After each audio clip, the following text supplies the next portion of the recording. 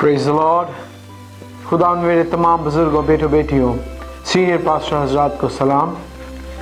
हमने एक सिलसिला शुरू किया है कि हम क्रिसमस के असल मानी, हम क्रिसमस को समझने की कोशिश कर रहे हैं ताकि हम क्रिसमस के असली मानी को जानकर अपनी ज़िंदगी में निजात के असल मानी को जान सकें। जैसे कि कल पास्टर सैमुअल सरदार भट्टी साहब ने मजूसियों के बारे में बड़ी तफसील के साथ स्टडी दी, आज मैं आपको खुदावंद की मर्जी के मुताबिक बैतलहम के सितारे के बारे में बताऊंगा, यीशु की पैदाइश के सितारे के बारे में सिखाने की कोशिश करूंगा। तो आए सब मिलकर सच्चाई की तलाश करें। आमीन।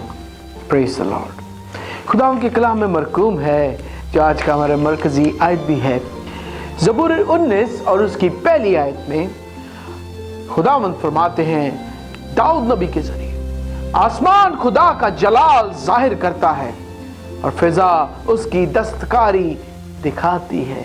हालेलुया। आसमान खुदा का जलाल जाहिर करता है तो वो सितारा भी खुदा का जलाल जाहिर करता है।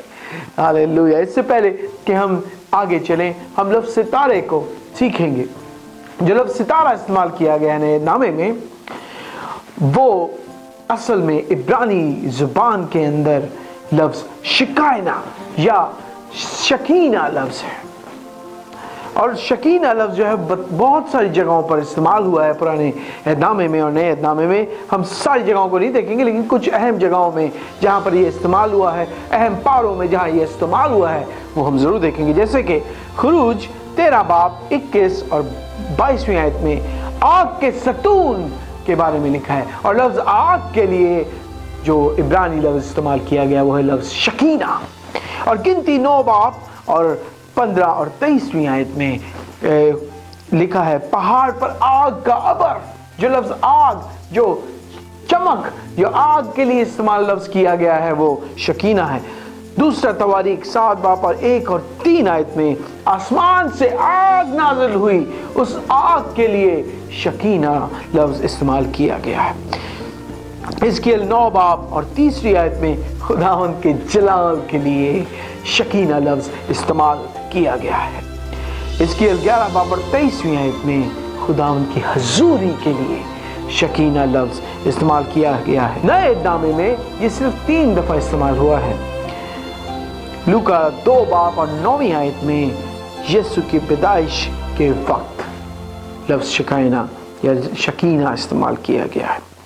मत्ती 17 बाब और 5वीं आयत में यीशु की शक्ल जब तब्दील हो गई, ट्रांसफ्यूज हो गई, तो वहाँ लफ्ज़ शकीना इस्तेमाल किया गया है। अमाल 1 बाब और 9 आयत में जब यीशु आसमान पर उठाए जा रहे थे तो लफ्ज़ शकीना इस्तेमाल किया गया है। तो ऑल टू ऑल शकीना का लफ्ज़ का मतलब खुदा का जलाल है।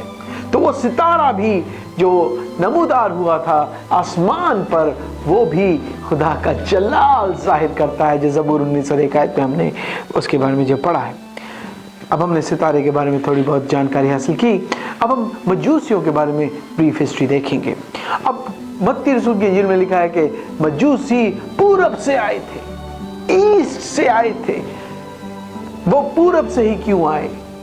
वो इसलिए, इसके पीछे भी एक छोटा सा भेद है, क्योंकि अगर आपको याद हो पूरब जहाँ से वो आए वो मदियानी इलाका, जो कि अब इराक और ईरान का एरिया है, बाबल का एरिया है, वहाँ से ही वो लोग आए थे। और अगर आपको याद हो यीशु मसीह से कबल दानियल नबी को वहाँ असीर किया गया था, और दानियल नबी को खुदा मकबूलियत थी।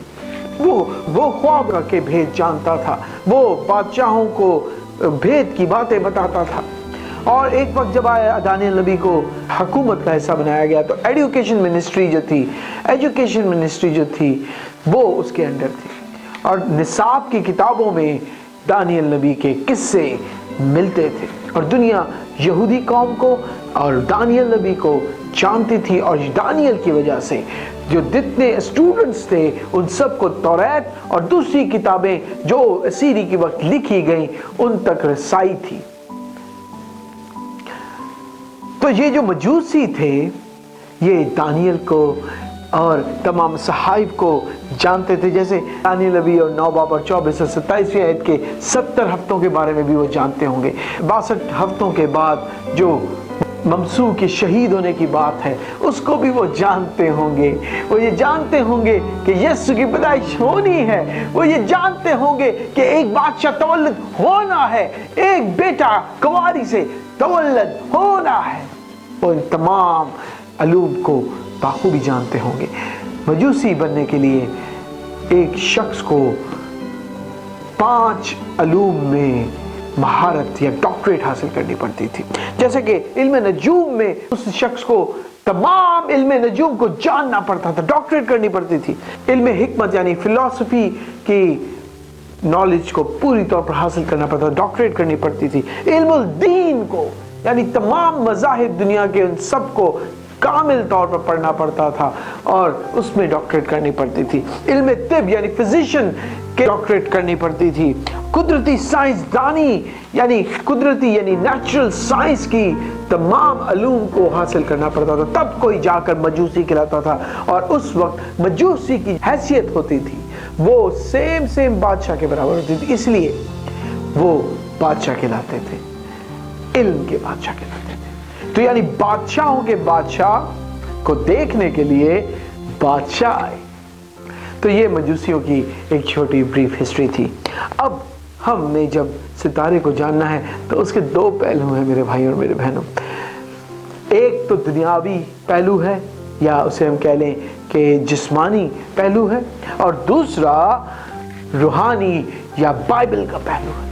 تو ہم پہلے دیکھیں گے جسمانی پہلو کو، اور جسمانی پہلو کو جاننے کے لیے ہمیں تھوڑی دیر کے لیے مجوسی بننا پڑے گا، ہمیں تھوڑی دیر کے لیے نجومی بننا پڑے گا، ان کے علم کو جاننا پڑے گا تاکہ ہم جان سکیں کہ خداوند ہمارا ذوالجلال خدا آسمانوں کا خدا ہے، آسمانوں کا مالک ہے۔ ہاللیلویہ۔ اور جسمانی پہلو کے اندر ہمیں جب جانا ہے تو ہمیں یہاں پر 3 بڑے کردار دکھیں گے آسمان پہ اور 2 چھوٹے۔ پہلا کردار آپ کے سامنے یہ آیا ہے، یہ دیکھیں، یہ ستارہ ریگلس ہے، یہ کانسٹلیشن آف لیو یعنی ستاروں کا جھرمٹ جس کا نام اسد یا لیو ہے، شیر کا نشان ہے۔ شیر جنگل کا بادشاہ ہوتا ہے، اور یہ جو ستارہ ہے یہ ریگلس ہے، اس کے معنی ہے ستاروں کا بادشاہ۔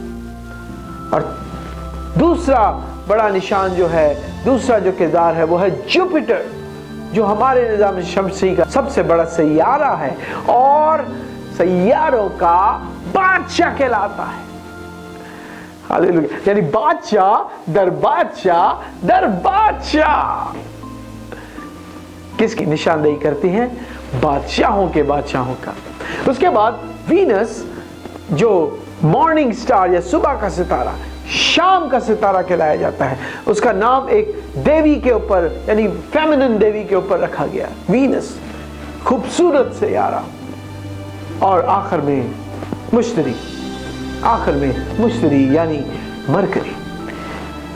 اب کہانی دنیاوی طور پر علم نجوم میں شروع ہوئی 3 سال قبل یسوع مسیح کی پیدائش میں، یعنی 3 BC میں یسوع مسیح کی پیدائش سے 3 سال پہلے سٹارٹ ہوئی۔ جب اب دیکھیں گے یہ جو پروگرام ہے، سافٹ ویئر ہے، اس کا نام اسٹریٹریم ہے۔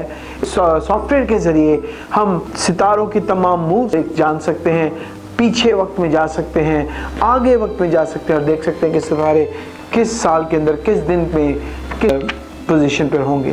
تو جب ہم یسوع مسیح کی پیدائش کے وقت میں جاتے ہیں، دیکھیں یہاں پہ 0 یہاں پہ نیچے لکھا ہے -3 ایئر، یعنی 3 سال قبل یسوع مسیح کی پیدائش سے۔ تو یہاں پر جو سب سے پہلا کام ہوا، جو مریخ ہے جسے میسنجر سیارہ کہتے ہیں، جو سب سے تیز موو کرتا ہے نظام شمسی میں، وہ دیکھیں اب غور سے کہ وہ وینس کے اوپر اس نے چکر لگایا۔ اور 3 سال پہلے یہ بات مجوسیوں نے دیکھی، اور دیکھ کر ان کو یہ پتا چلا کہ یہ بادشاہ کے آنے کا میسج ہے، اور اس چیز کو دیکھنے کے بعد انہوں نے اپنی سفر کا آغاز کیا۔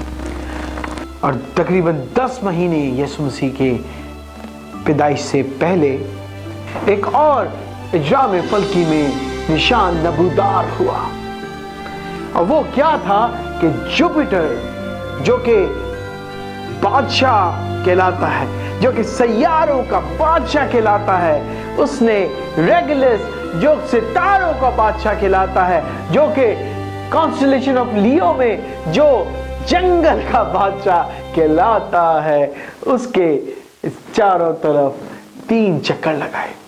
और यूजुअली जितने सैयारे हैं वो सीधा आगे को जाते हैं, लेकिन एक मोशन जिसे रेट्रोग्रेड मोशन कहते हैं, उसकी वजह से सैयारे कभी रुक भी जाते हैं और कभी कभी उल्टा भी चल पड़ते हैं। और यहाँ पर अगर हम देखें, जो आप देख रहे हैं कि जुपिटर आगे गया है और फिर वापस आया है और फिर दोबारा आगे गया है।